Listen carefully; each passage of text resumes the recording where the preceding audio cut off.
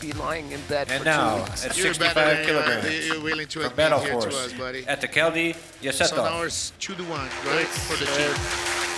3-1 now. 3-1. Kazakhstan three need to more, win yeah. one We got- more match and fight's done. over.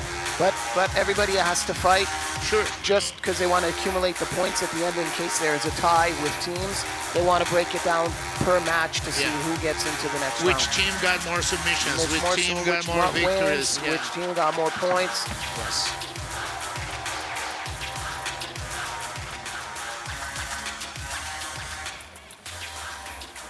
And from the Kyrgyzstan national team, Aliyev, Nurbolat. So how do you feel? You know, you grew up in America. Yes. And you live in Iran. Yeah. And so you see Jiu-Jitsu from every angle. You know, back in America, over here, Sure. Dubai, Yes. ADCC, Russia.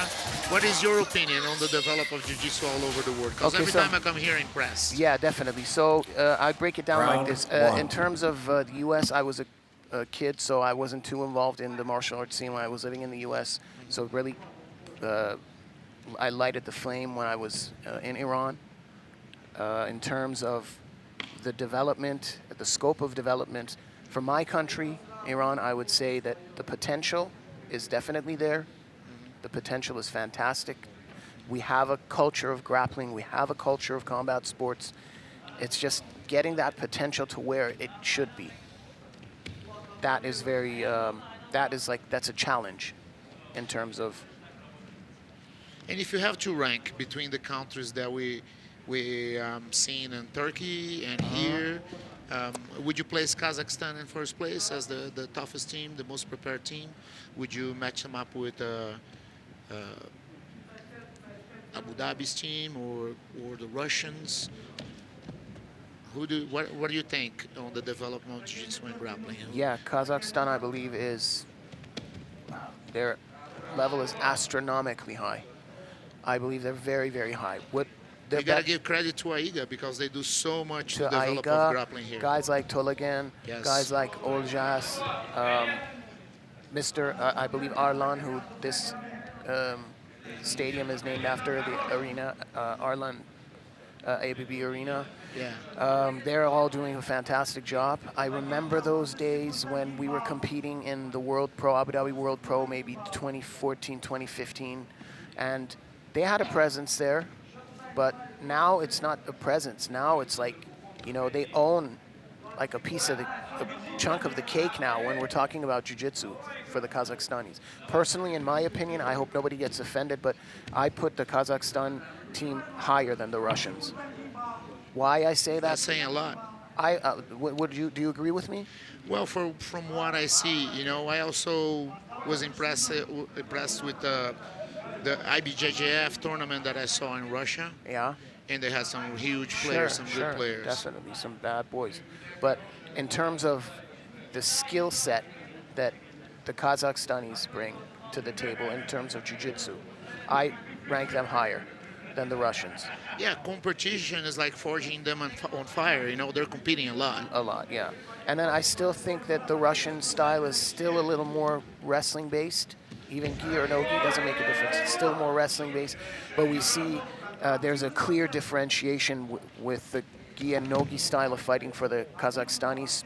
When they're fighting no gi and this style, they're really in for the leg locks, and they'll do the inverts, and they'll get their honey holes and the ashigaramis. And he wrestled up, and from the guard, he stood up and took him down.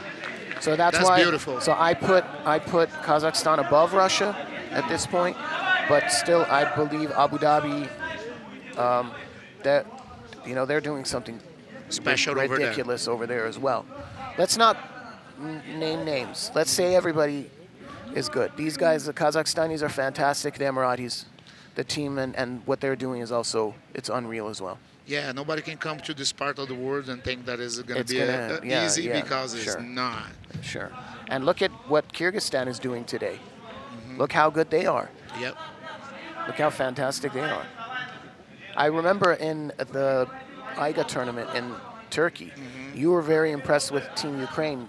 I was listening to it a couple of days ago. I was listening to our commentary, Yeah. And you said I'm very impressed with you. They would set guard. No, and win. Ukraine, I mean, European countries, they have developed their jiu-jitsu to a very high level as well. It's because of the tournaments that they've had. But when you see like a country like Kyrgyzstan coming here and submitting 2 guys from B team, like a former John Danaher offspring of his team, that is ridiculous. And look at this. He's on his back with a choke in, That's it. and he submitted. That's it. From behind. From behind, 0-4 from behind. So he keeps the hopes alive. That's why they're so happy. He keeps them in the game. Kyrgyzstan is still here. 3-2. 3-2. He's not believing it. Didn't think it. Yeah, that was a fight he wasn't supposed to lose. He's like, not believing it. The winner, Aliyev, Nurbolat.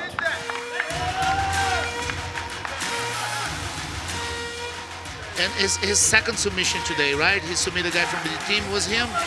Was he the guy that submission? I think Also involved on my fight that I didn't pay So it was, attention. yeah. That's it. Was one of the lighter guys, and he took his back and choked him. Yeah. Might be his second choke today. That's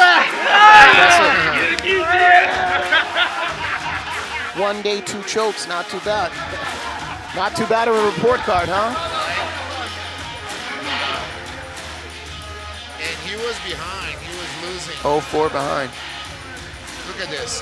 From the guard, stand up with a body lock and take him down. Beautiful technique. But right here, That was really tight. got caught. He had the forearm right on the trachea. That hurts. That hurts. Yeah. Before you get choked out, it's just the pain there.